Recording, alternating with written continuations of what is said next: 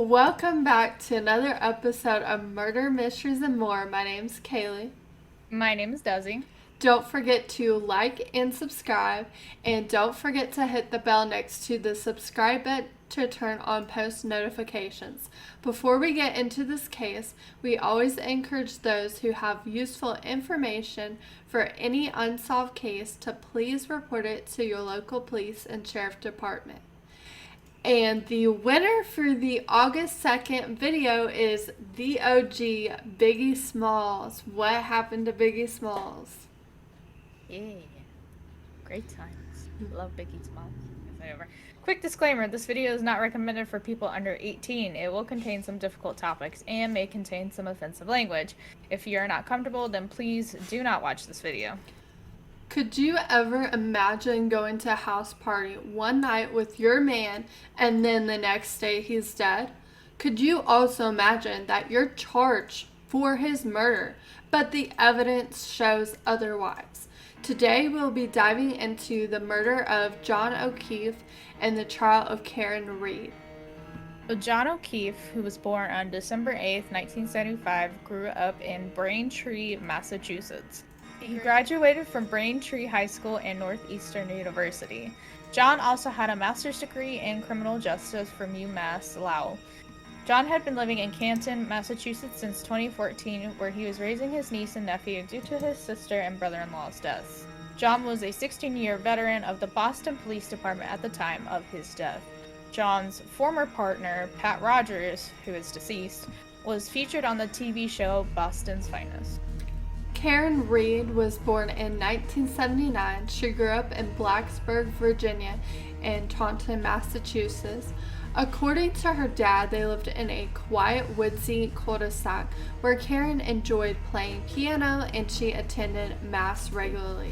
Karen attended Coyle and Cassidy, where she was a high-achieving student. After graduating, Karen pursued a finance degree at Bentley University, where she earned both her master's and bachelor's degree in finance. Karen worked at Fidelity Investments, and she also taught finance classes as a professor at Bentley. She served in the finance department of Bentley for over 13 years. Unfortunately, at the age 25, Karen was diagnosed with Crohn's disease, which meant she would have to undergo 10 surgeries in 2 years, which is a lot. At 32, she was diagnosed with multiple sclerosis, and Karen began dating John in 2020. Brian Albert is a retired Boston police sergeant who was a part of the BPD fugitive unit until he retired, of course. Brian also appeared on the TV show Boston's Finest, and Brian's brothers are Chris Albert, who is a member of the Canton Select Board, and Kevin Albert, a Canton police detective. You'll understand why later on it's important to mention this man, even though there's not exactly a lot of information on him. But on January 28th, 2022, Karen and John visited two bars that night, C.F. McCarthy's and Waterfall Bar and Grill. Karen and John would meet up with several acquaintances, including Brian Albert, at Waterfall. Shortly after midnight, Brian invited a group of people, including Karen and John, back to his home in Canton. Karen and John drove to Brian's house in Karen's Lexus SUV. At this time, Karen had taken her drink from Waterfall with them to finish it off in a glass cup. John and Karen had drank a lot that night, so basically Karen was drunk driving, which I do not recommend. Please don't do that. Don't do that. No, not cool. Karen claims to have dropped John O'Keefe off in front of Brian's home and then left because she wasn't feeling well. At around 4:23 a.m., O'Keefe's niece calls Jennifer Metcalf, Brian's sister-in-law and friend of O'Keefe, stating that Karen is distraught and that John hasn't come home yet. John also was not answering his phone, and he did not reply to any of the text messages that Karen had sent earlier that night. And according to Metcalf, she heard Karen screaming, "John didn't come home. We had a fight." Karen contacted another woman, Carrie Roberts, to help her and Jennifer McCabe to search for John. Allegedly, Karen says, "What if he is dead? What if a plow hit him? I don't remember anything from last night. We drank so much, I don't remember anything."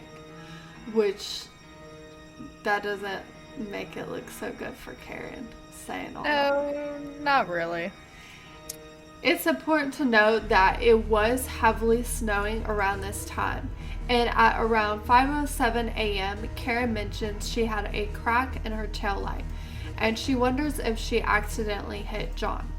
6 a.m., Karen sees John lying in the snow outside Brian Albert's home.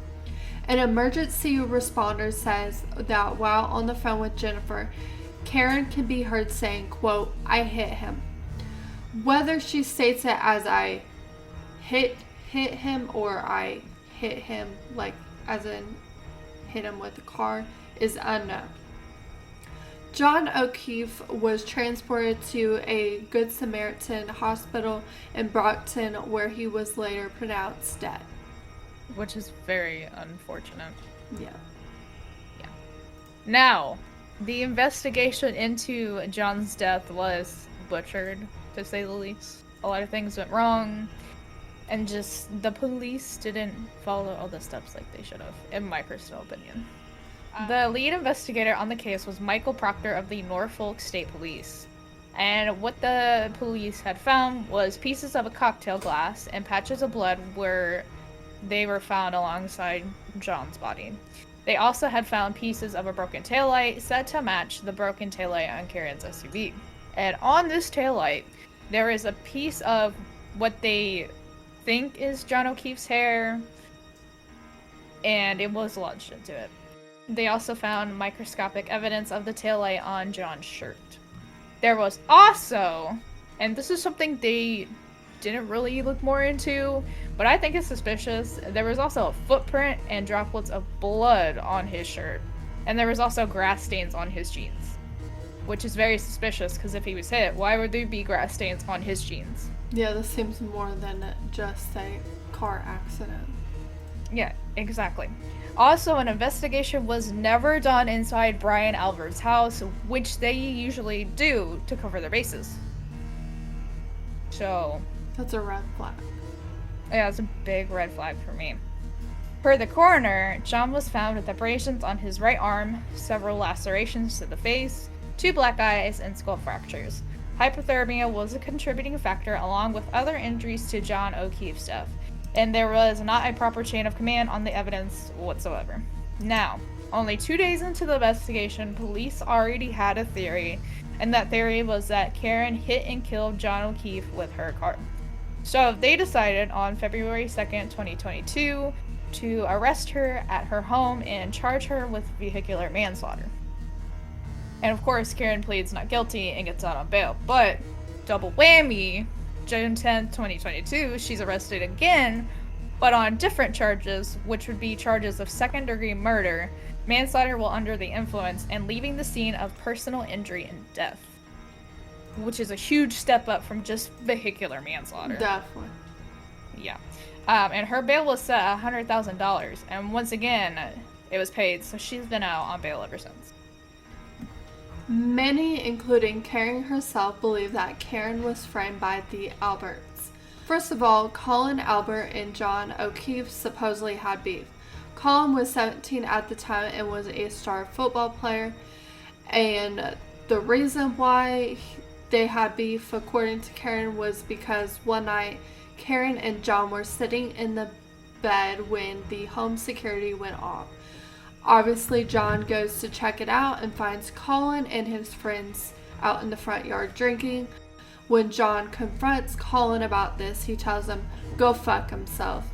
An anonymous source contacted David Yannetti, Karen Reed's first lawyer, claiming that Brian and Colin got into a fight with John the night of his death, and supposedly this fight got so violent that they accidentally killed John and left his body out on the front lawn with the intention of framing Karen Reed.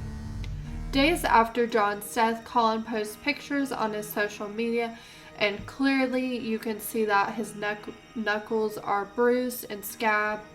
So it definitely looks like he's been in some sort of fight. Karen Reed hires a private investigator who goes poking around Colin's friend group. For the most part, most of Colin's friends just slam the door on the PI's face except for one girl. And she confesses that Colin and his friends were at Brian's that night. However, Colin's texts show otherwise. According to his text, it shows that he left the party at 12:10 with Jennifer McCabe's daughter. And Colin's parents also corroborate that he was home for the rest of the night. I just think it's suspicious because Colin is part of the Albert family and they had this supposed beef, so I'm like, Well, and he had bruised up knuckles, so he had to be in some sort of fight. Somehow, some way, sometime, and that question was never exactly answered, of course.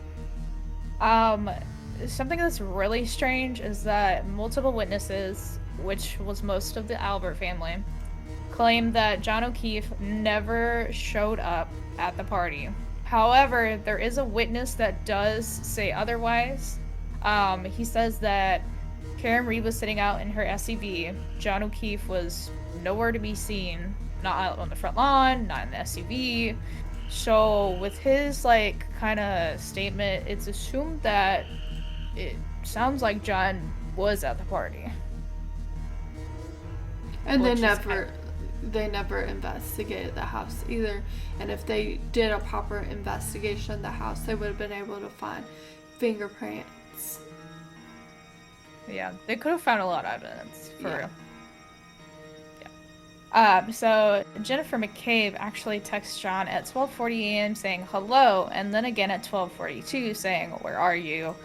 I guess assuming that she couldn't find him or whatever. But John's Apple Watch says otherwise, with the app saying at 12:21 a.m. and 12:24 a.m., John took over 80 steps, and it also shows him moving up and down 3 flights of stairs.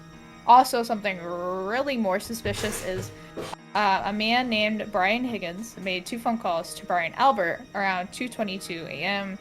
Of course, we're unsure what about. But also, 2:27 a.m., Jennifer McCabe Googles, this is a typo, it's supposed to say how, but it says house, long to die and cold. Michael Proctor, the lead investigator, was also close friends with the Albert family, and he never mentioned this once during the investigation. He even sent texts to friends calling Karen a whack job and that she should go kill herself. Very unprofessional. Yeah, super unprofessional. Why would you talk about an active case like that? Yeah, or a suspect in the case. Yeah.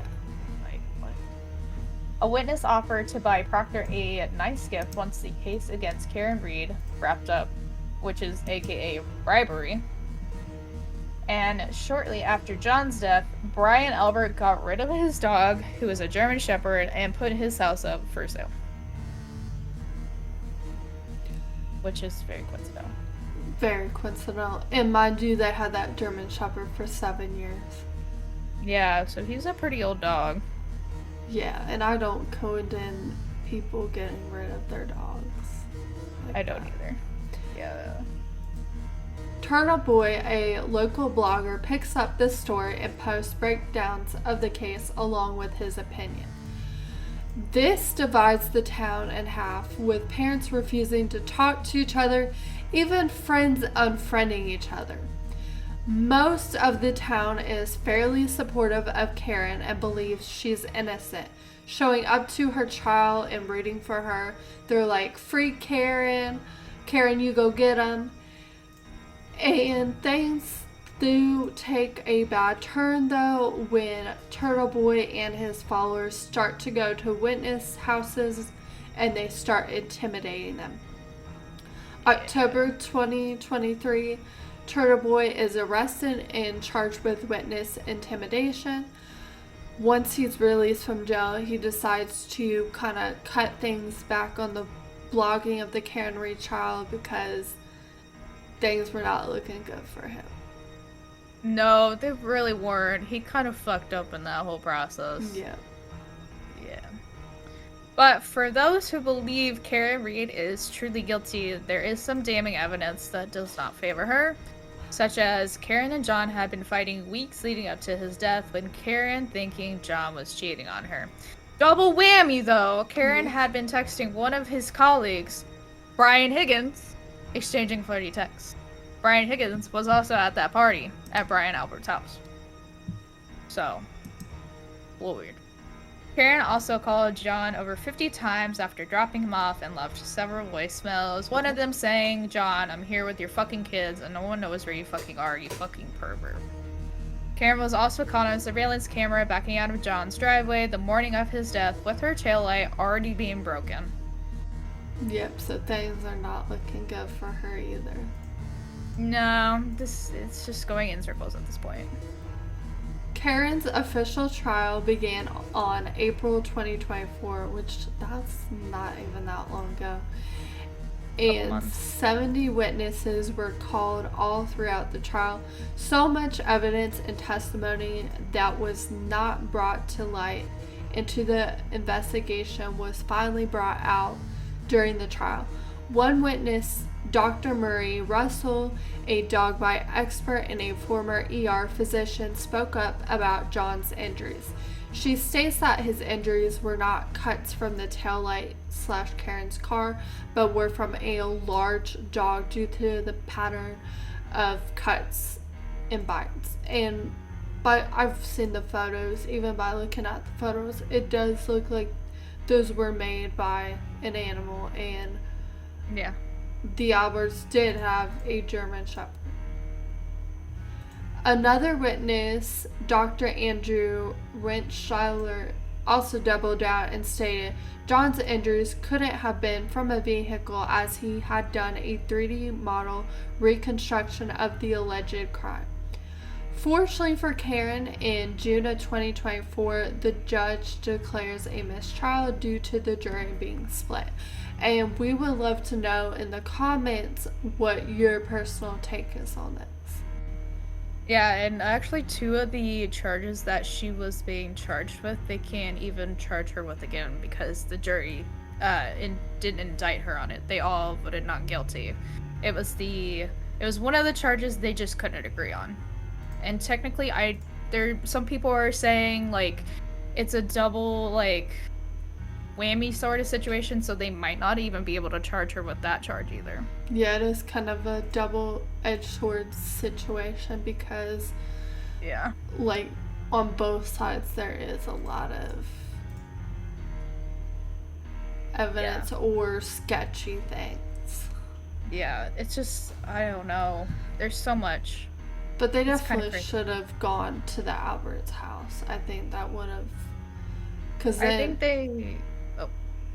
if they weren't guilty, then that would have cleared them. But again, they didn't do that, and they could still be guilty, vice versa. So basically, yeah. But into Reddit comments, the first post being by computer_salad, cool name. A summary of the Karen Reed case in anticipation of her trial. It's basically just a summary of the case and what we just went over.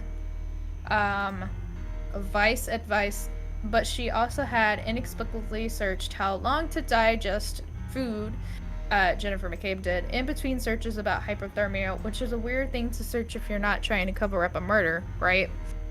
I assume she typed in how long, and Google auto-populated comment searches, and she accidentally selected how long to digest food. Just a guess based on my browser history. That could have happened, but also, why was she looking up how long to die in cold? Yeah, that is a little sus. Like, before John was found dead.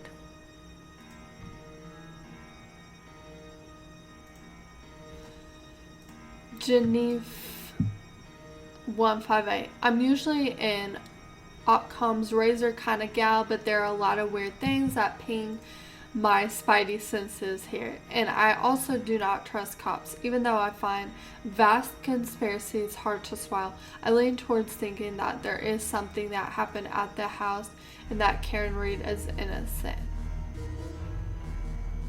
Yeah, cops are a little suspicious. Yeah, in this. Yeah, this specifically, yeah.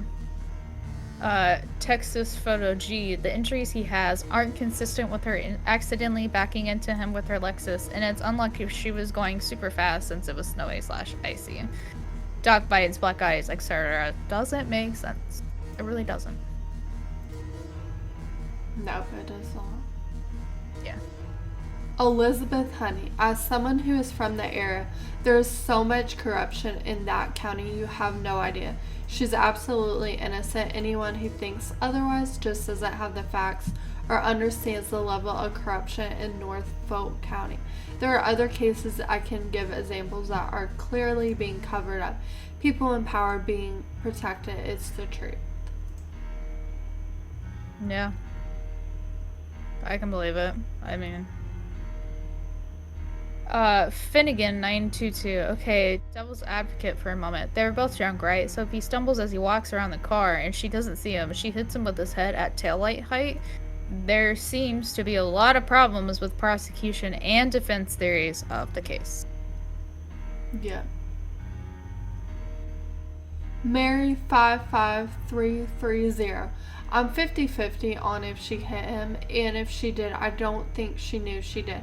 My suspicions are also piqued because of the Sanda Birchmore case. She was found in Canton, and I do not believe she committed suicide. Here's an in-depth podcast on Sandra's case, a truly horrifying story of police misconduct.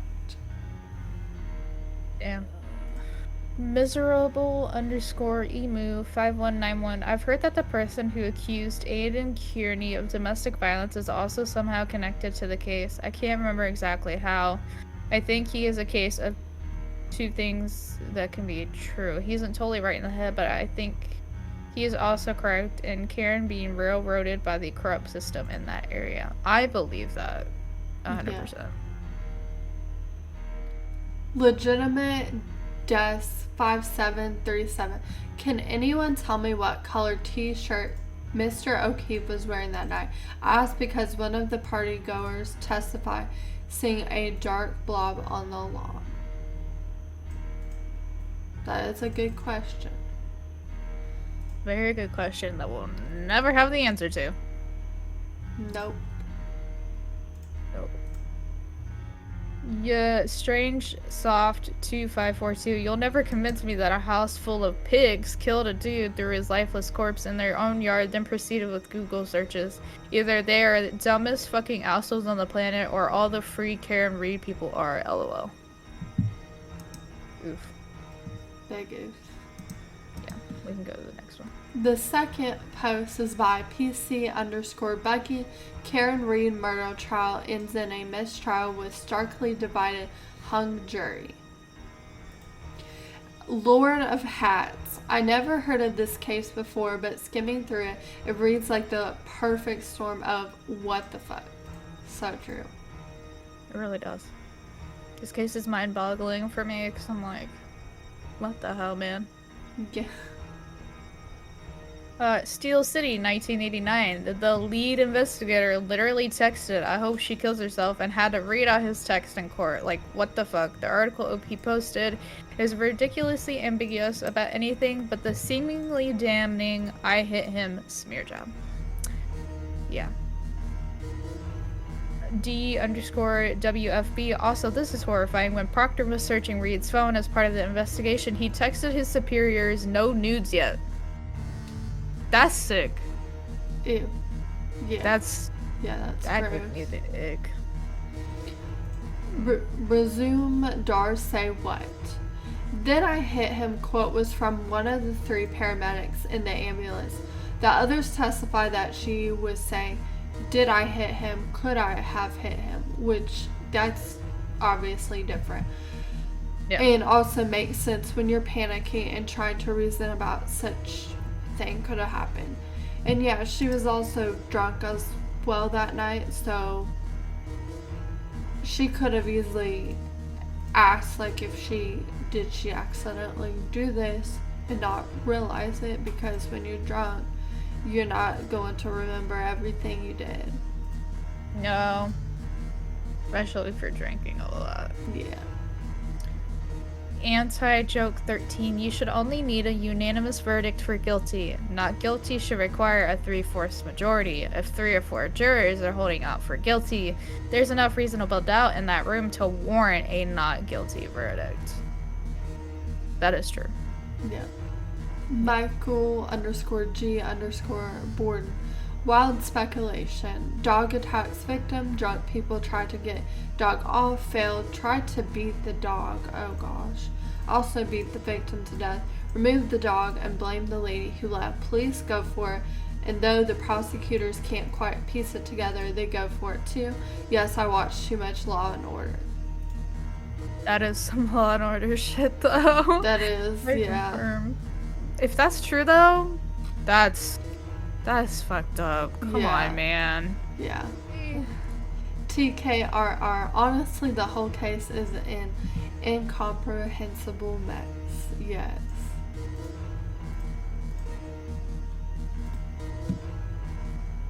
Okay, preparation 3138. Just cops doing cop shit. Yeah.